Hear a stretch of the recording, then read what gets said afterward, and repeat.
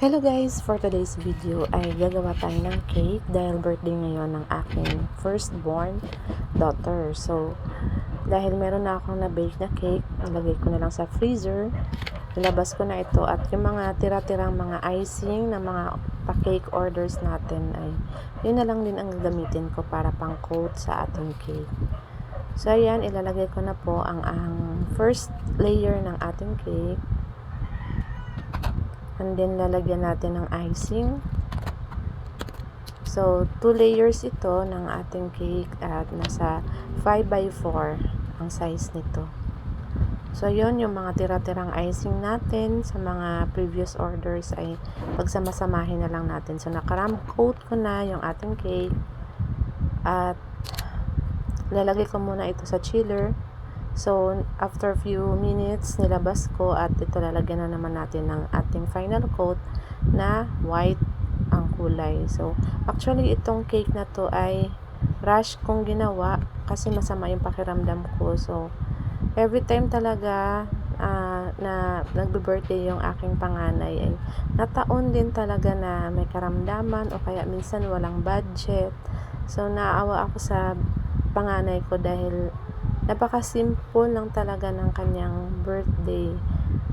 So, nag-request lang siya ng spaghetti at saka itong cake. So, yun lang yung kanyang handa. So, I'm just thankful kasi yung mga anak ko naman ay nakakaintindi pag pinapaliwanagan ko na wala kaming maihanda sa ngayon dahil walang budget. So, naintindihan naman nila pero yung puso ko talaga guys parang dinudurog.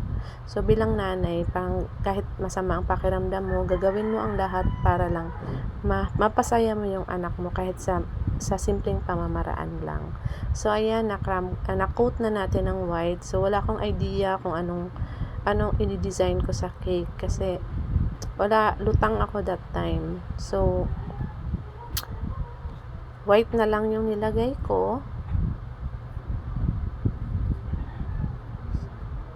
Nag-isip na lang ako kung anong magiging outcome ng cake. So white lang muna ang nilagay ko sa ating final na coat. Pero lalagyan ko rin yan ng design later.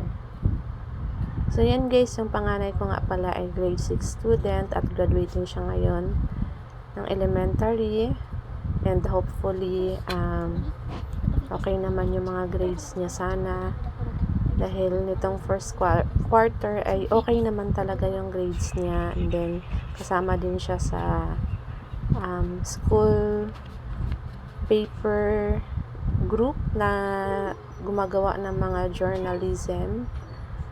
Kalimutan ko yung term pero isa siya sa layout. Siya yung layout artist.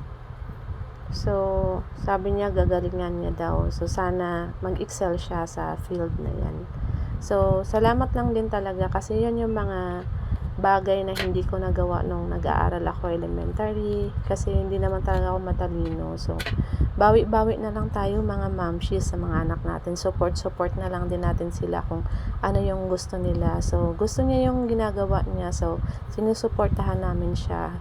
Sinusupport namin siya ng tatay niya kung anong gusto niyang gawin. Basta sa ikabubuti din niya. So, yun. Mabalik tayo sa ating cake na pakinis na natin. At yan na po yung naisip kong final look ng ating cake. So, sana magustuhan niya ito. So, yan na guys. Thank you for watching.